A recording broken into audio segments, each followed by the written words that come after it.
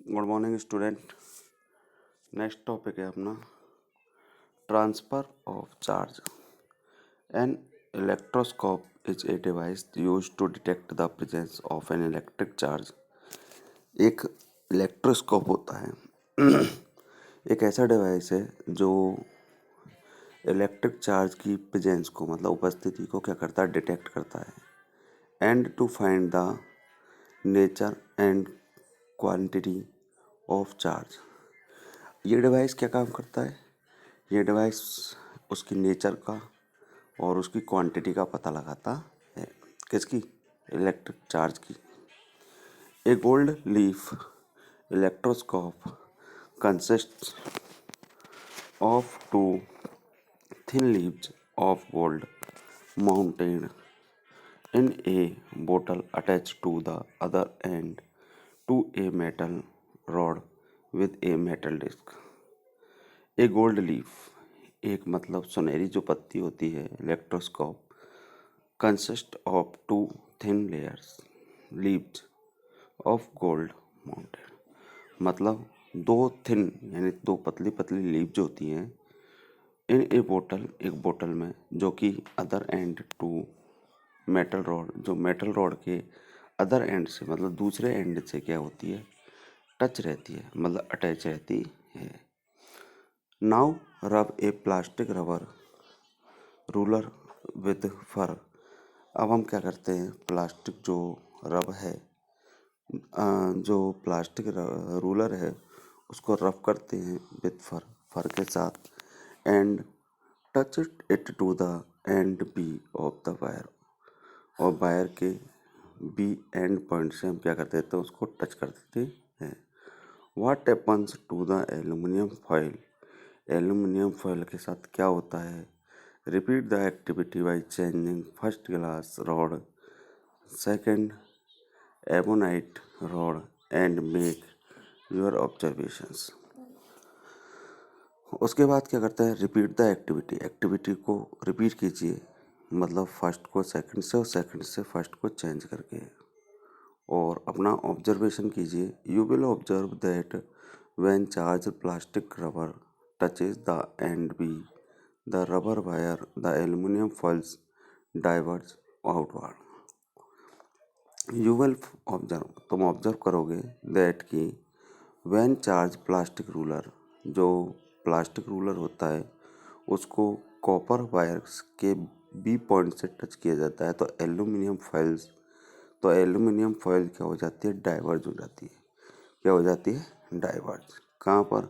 Outside. It is because the change charge from the plastic rubber flows into the copper wire and then to aluminium foils। It is because, ऐसा इसलिए होता है क्योंकि rubber touches the the charge from the plastic rubber, plastic ruler से जो charge होता है flows, वो क्या करता है? कॉपर वायर में फ्लो करता है, and then to aluminium foils, और उसके बाद एल्यूमिनियम फॉइल्स में। Thus, aluminium foils are charged with the same kind of charge। इस प्रकार एल्यूमिनियम फॉयल क्या होता है? उसी चार्ज से क्या होता है? चार्ज होता है जिससे क्या हुआ? Copper wire. हैंस इसलिए repel each other when the end B is touched with the fingers the aluminium foils collapse. जब बी का जो एंड पॉइंट है उसको फिंगर्स के साथ क्या किया जाता है? टच किया जाता है तो एल्यूमिनियम फॉइल्स कोलैप्स, तो एल्यूमिनियम फॉइल क्या हो जाता है? कोलैप्स हो जाता है। एंड हैंस, और इस प्रकार they come back their original position, और वे अपनी ओरिजिनल पोजीशन पर वापस आ जाते हैं। It is because the charge from the aluminium foils flow into copper wire. ऐसा इसलिए होता है क्योंकि जो चार्ज होता है वो एल्यूमिनियम फॉइल से कॉपर फॉइल में क्या करता है? फ्लो करता है। Then into our body and finally goes into the earth. Then into our body, तब हमारी बॉडी में and finally goes into the earth, और फाइनली वो क्या चार्ज किस में चला जाता है, अर्थ में चला जाता है। As the aluminium foils have no charge therefore they collapse. जिस प्रकार एल्यूमिनियम फॉइल में किसी प्रकार का चार्ज नहीं होता है, उसी प्रकार वे क्या होते हैं, कोलैप्स होते हैं। Similar observations are recorded with other charge bodies. Similar उसी प्रकार ऑब्जर्वेशंस आर रिकॉर्डेड, जो ऑब्जर्वेशन होते हैं वो रिकॉर्ड किए जाते हैं विथ अदर चार्ज बॉडीज, जो अन्य चार्ज बॉडीज होती हैं उनके साथ, सच एज ग्लास और एबोनेट। इस प्रकार जो ग्लास या एबोनेट होता है, you can see that the device made up of is useful in detecting electrical charge on a body.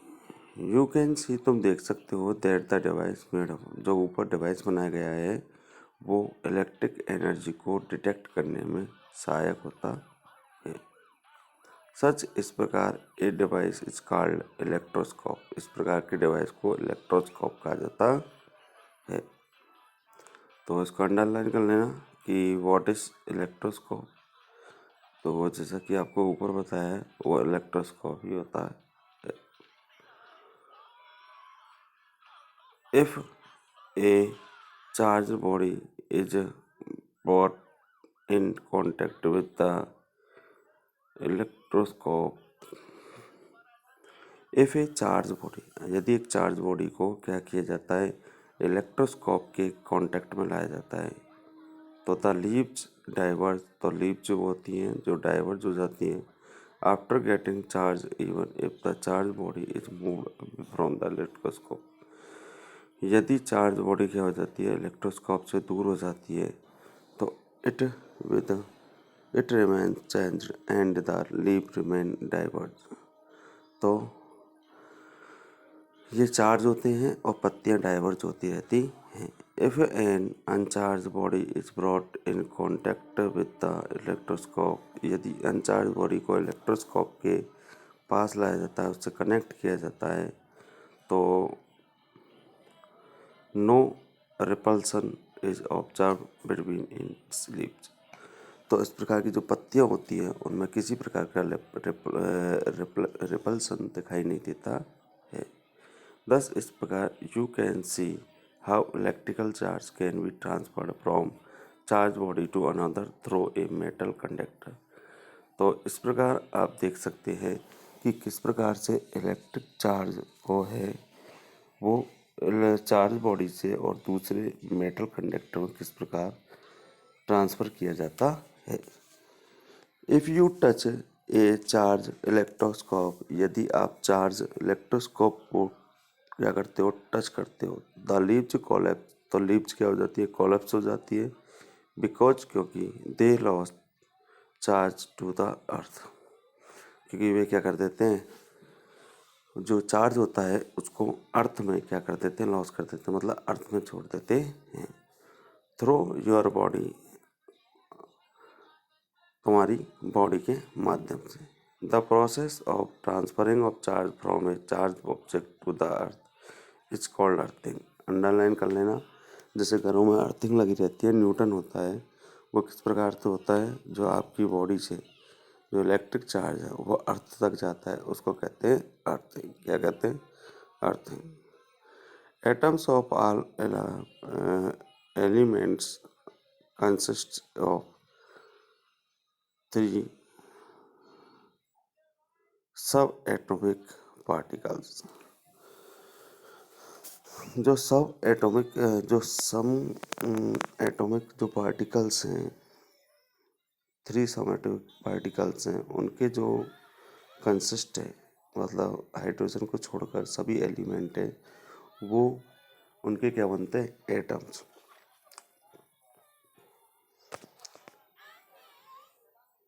Namely are neutrons, protons and electron, जिनके नाम है न्यूट्रॉन्स, प्रोटॉन और electrons.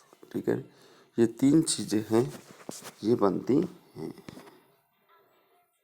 The protons and neutrons from the central core of an atom commonly called nucleus. जो protons और neutrons होते हैं, central जो core होता है एटम का, उसके जो प्रोटॉन न्यूट्रॉन होते हैं वो क्या कहलाते हैं? न्यूक्लियस कहलाते हैं। क्या कहलाते हैं?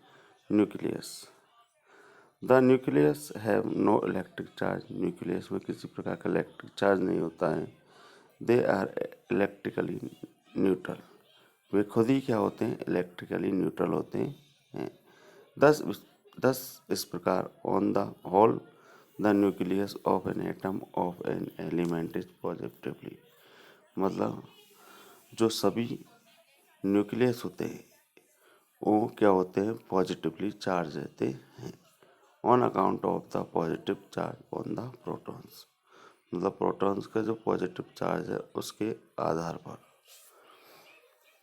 The elements the electrons revolve around the nucleus in fixed orbit.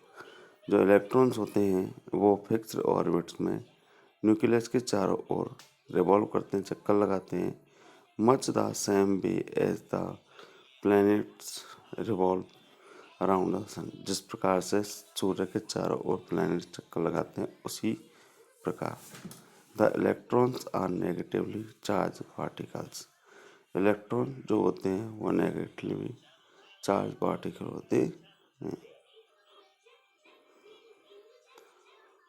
The number of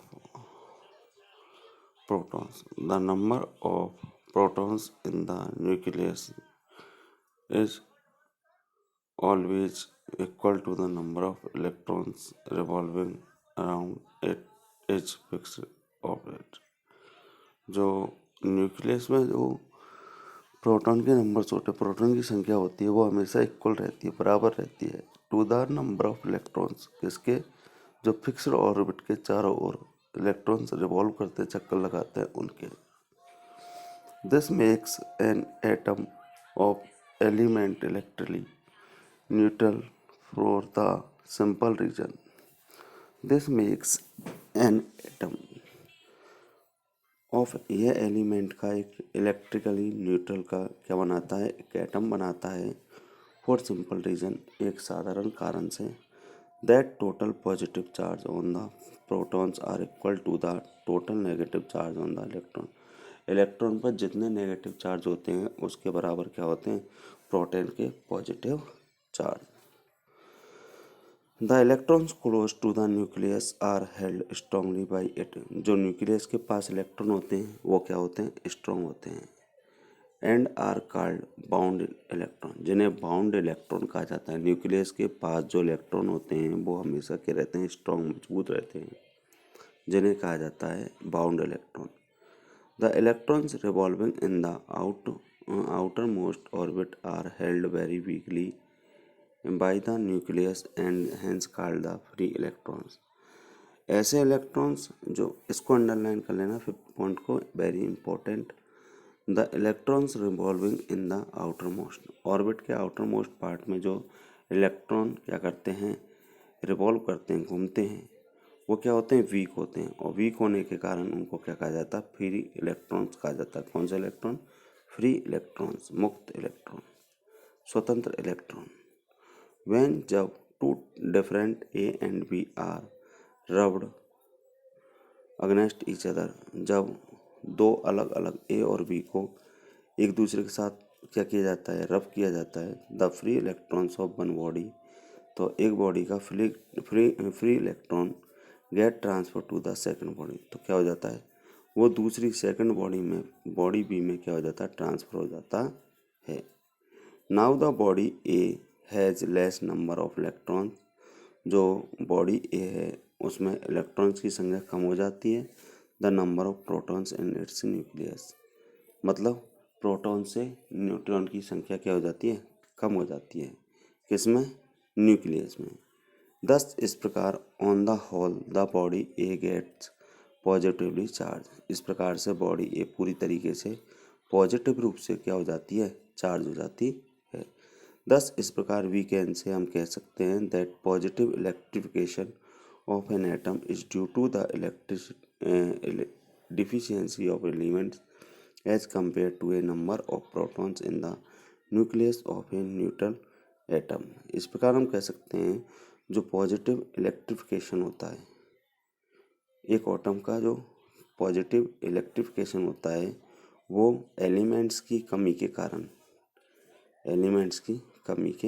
कारण होता है। किसके? न्यूट्रल एटम के न्यूक्लियस में प्रोटीन की अपेक्षा। सिमिलरली उसी प्रकार the body B has more negative charge, मतलब जो बॉडी बी है वो नेगेटिव चार्ज होती है as compare to the positive charge in, मतलब जो बॉडी बी है उसमें नेगेटिव चार्ज ज़्यादा होता है पॉजिटिव चार्ज के बजाय। दिस इस प्रकार on the whole the body gets negatively charge, इस प्रकार से पूरी बॉडी क्या हो जाती है? नेगेटिवली चार्ज हो जाती है। दस इस प्रकार वी कैन से हम कह सकते हैं कि negative electrification of an atom, एक एटम का जो नेगेटिव इलेक्ट्रिफिकेशन होता है is due to the excess of electrons, किसके कारण होता है? इलेक्ट्रॉनों की संख्या बढ़ जाने के कारण। ठीक है ना। Further more it should be remembered that during positive और नेगेटिव इलेक्ट्रिफिकेशन, हमेशा हमें याद रखना चाहिए कि पॉजिटिव और नेगेटिव इलेक्ट्रिफिकेशन के दौरान it is always the electrons and not the proton which get transferred, कि हमेशा जो इलेक्ट्रॉन्स होते हैं वो ट्रांसफ़र होते हैं और प्रोटॉन्स होते हैं वो कभी ट्रांसफ़र नहीं होते हैं। That's clear. ओके, बाकी का कल।